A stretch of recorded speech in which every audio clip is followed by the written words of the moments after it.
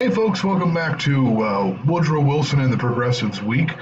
Last lecture, we finished up talking about efficiency and the Wisconsin idea. Let's go ahead and move forward with what Woodrow Wilson wanted to do as a reform government at a national level. And there are several things if we look at this. One thing to remember, reform is not for everybody. Not everybody's going to like the reforms that are put into effect by the Wilson administration. To be brutally honest, some of these are still controversial to this day, although they tend to get a little more controversial on the extreme politically conservative end of things or in the conspiracy theory. You can actually go out there on the YouTubes and get your Google foo on and really find some kind of crazy Woodrow Wilson was controlled by people to get the Federal Reserve conspiracy kind of stuff going on. Essentially, what Wilson and the Democrats see is we have a moral conviction to get these reforms done. We will do these reforms even if they cost us politically and socially. We know what's best for people. We know what's best for the government, and we're going to make those reforms happen. One of those things, we have tariff reforms, which are going to be very unpopular politically. Prior to the rise of income taxes, tariffs were the number one means of making money for the federal government. We'd had income taxes before during the Civil War or at the end of the Civil War to pay off the national debt. But once that national debt had disappeared, so did the federal taxation. Those were also taxes that were collected, in essence, voluntarily. You had to, voluntarily say, here's 1% of my income that I'm going to mail back to the government to pay my taxes, and they were kind of not necessarily uniformly enforced. They weren't uniformly collected. They worked, but what really worked best were tariffs. And again, tariffs are back in the news.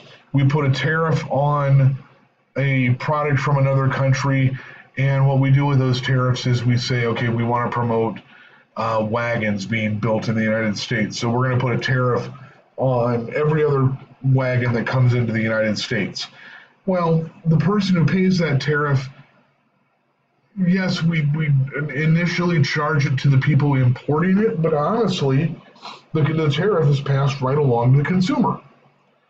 If Japanese cars are going to have a 10% tariff on them, that means that yes, the company is going to pay 10% or pay a tenth of their value to get them into the country, but that also means that the cost of those goods is going to go up 10% for the end consumer. It hurts people in the pocketbooks. And to be honest, we get trade wars that go off and on throughout American history, even going right back to the Revolution. And we have people that are economists, they look at this situation and they say the most appropriate means of collecting a steady source of income for the federal government is to have a federal income tax, because if we rely too heavily on tariffs, we'll get into trade wars. We'll get into situations where other countries aren't buying our products, or tariffs will negatively impact the wallets of the average American consumer. So let's do our best to get rid of tariffs, to open up the economy for all nations to have an equal footing in playing with this theoretically, and we'll go towards a federal income tax to collect resources for the government to run. That way that everybody pays into the government, everybody has a stake in the government. That's going to be ratified with the 16th Amendment and the creation of the Internal Revenue Service. We're going to see the rise of the Federal Reserve Act, putting the valuation and currency policy in the hands of essentially several picked banks and large-scale representatives, not just one Secretary of the Treasury. who was supposed to take care of all fiscal policy on his own. We see the rise of the Federal Trade Commission. They're going to work with the Clayton Antitrust Act to make sure that businesses are operating ethically, that we don't have too much control of one type of industry by a monopolistic company, that people are theoretically working within ethical frameworks. Essentially, what a lot of these federal reforms are going to bring up, they're going to bring up questions of federal power versus state power. Roosevelt is going to start these reforms, but really the Wilson administration is going to be the first administration that says that the federal government should have more power than the states. And again, like I said, not a popular idea to put forward. Unfortunately for Woodrow Wilson, the world is going to crowd in on him.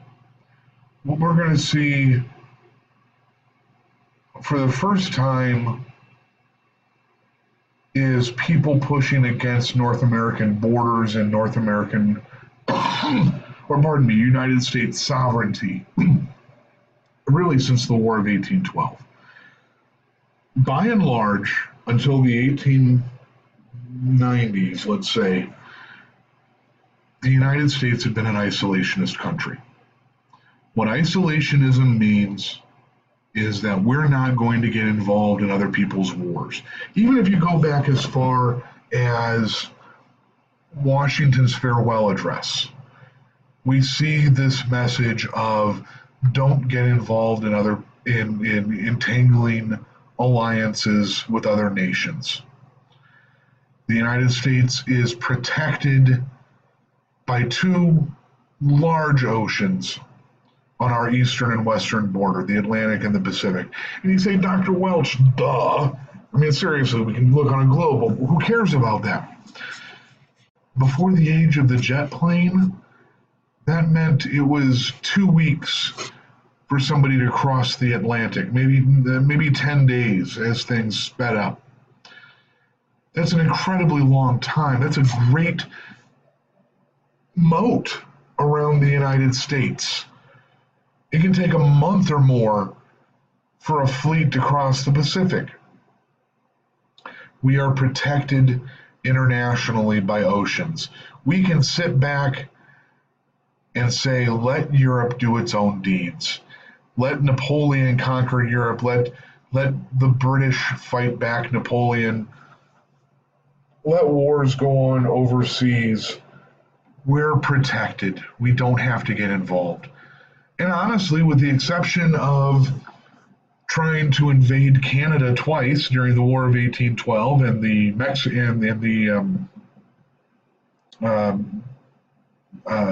War for Independence, and with our year-and-a-half little excursion with the Mexican War in 1846, we don't have any problems with our neighbors. We don't have any military situations arising with our closest landlocked neighbors. And so we have a much different situation at hand than what we would see in Europe, where we have France next to Germany, next to Austria, next to Russia, next to Italy, and all of these countries with slightly different political systems and political theories and ancient rivalries butting up against each other. We don't have an ancient rivalry with Canada. We don't have an ancient rivalry with Mexico. We're not old enough to have ancient rivalries with anybody. And so for the first 140 years of our history, we literally sit back and let the world go on, and we'll buy your products, and we hope that you buy our products. But leave us alone politically. Leave us alone on these any wars that you get involved in. And it works well for us. Unfortunately, eventually we'll see that is going to go away. The world will begin to crowd in the early 20th century. And the first place that we see that is we're going to see the Mexican Revolution rising up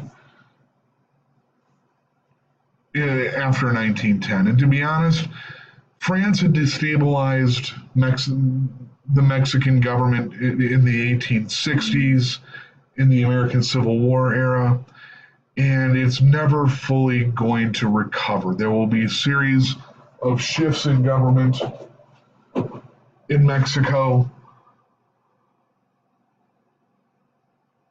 After 1900, Mexico will kind of be in a state of semi-constant revolution, and it'll be off and on, but it's one type of revolutionary deposing another, especially after 1910. And what we're going to see is we're going to see Pancho Villa.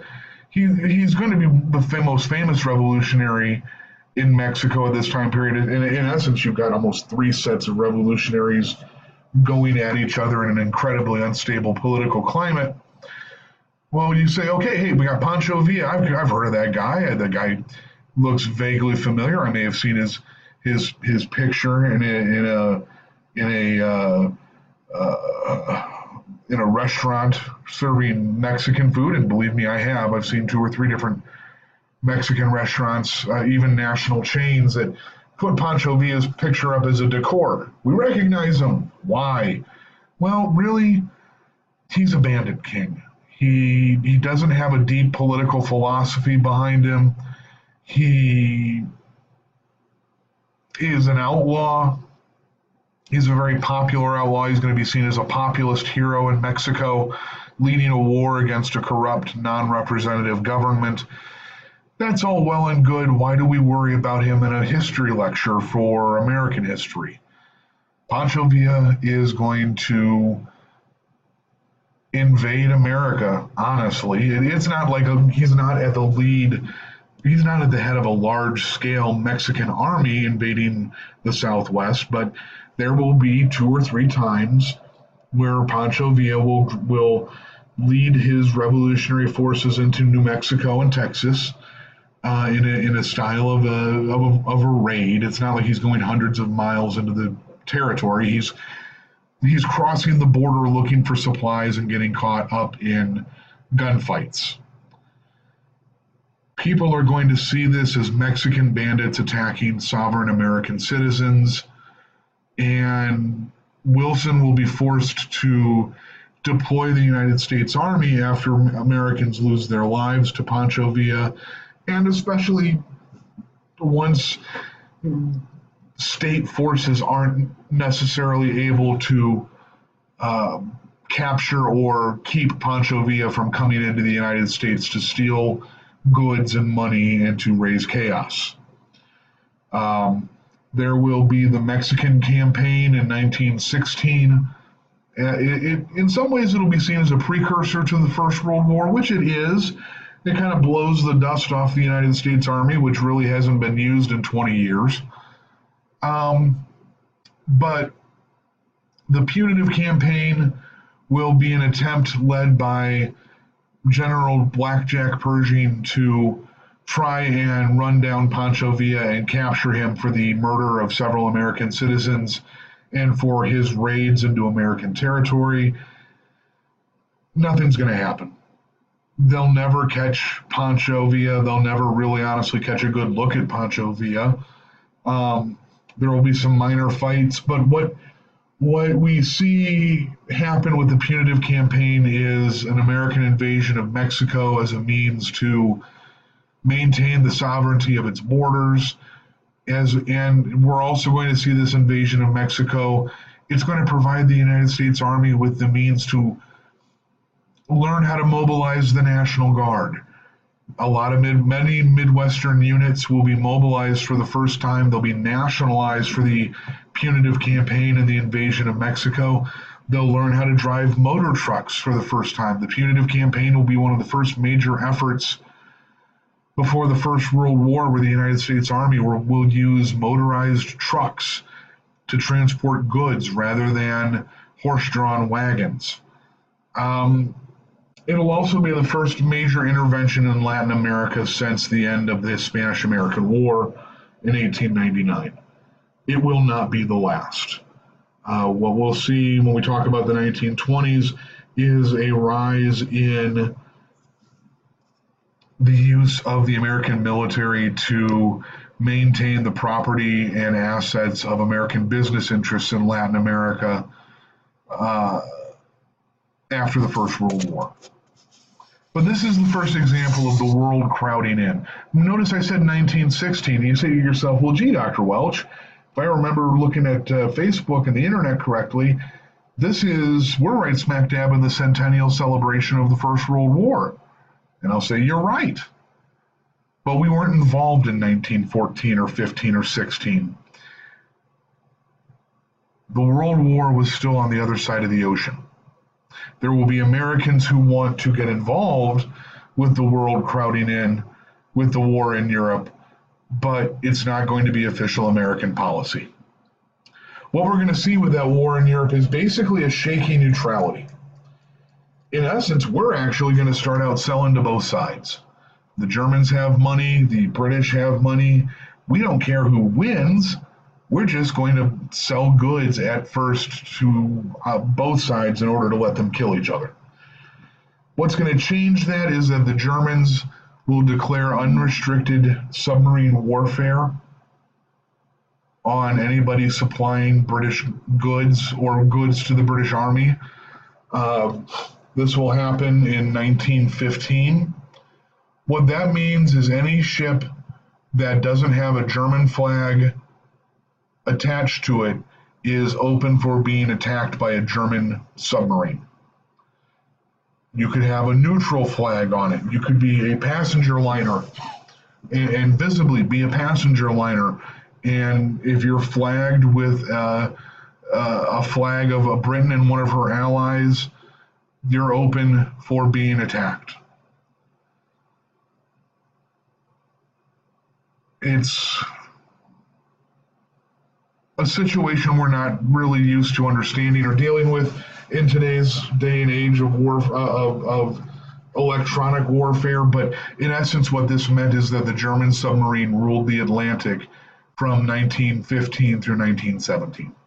In 1915, you'll see this ad run in one section of the New York Times. And despite the size you see here, it's actually a very small ad. You have to be looking for it. But this is a notice by the Imperial German Embassy in 1915 that anybody traveling on the Atlantic needs to remember that a war exists between Germany and Great Britain and their allies, that the zone of the war includes the waters adjacent to the British Isles, and because of unrestricted submarine warfare, any vessel flying the flag of Great Britain or her allies is liable to be sunk. In just a month after this notice is published in the New York Times, the British ship, the Lusitania, will be sunk. It will be torpedoed off the Irish coast by a German submarine. Many civilians, many American civilians, many rich American civilians will die, and we'll start seeing people losing their patience with the Germans. This is going to be seen as a hostile act towards America, but we're not going to get into the war. Wilson will declare the that all people, even that all Americans have the freedom of the seas after the Lusitania, that the unrestricted submarine warfare practiced by the Germans is internationally illegal, that it is immoral, and we're not going to go to war with you, but we're going to start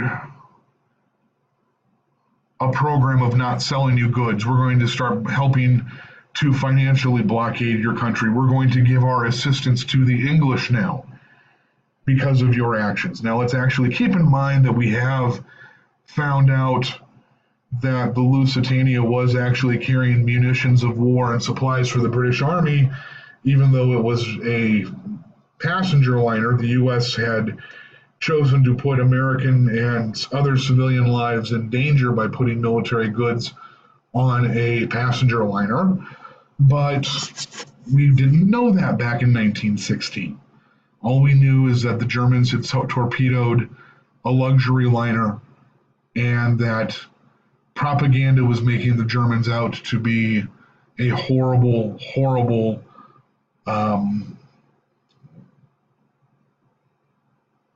military might threatening the entire world. But Wilson is going to run on a platform of keeping us out of war. That's the most important thing to remember. The 1916 election will be run on the campaign of keeping us out of war. And Wilson will be reelected on that. Unfortunately, it's not going to be enough. Good feelings are well and good. Eventually, the United States will flex its muscles in the wake of other events and join the First World War, join the Great War as it's known, as a belligerent on the side of the British. This will happen in 1917. To be honest, we're only going to be involved in the war physically actively involved in the war for a little under a year because of the time it's going to take to raise up an American army and train it. We'll talk about that next time with our lecture on the First World War.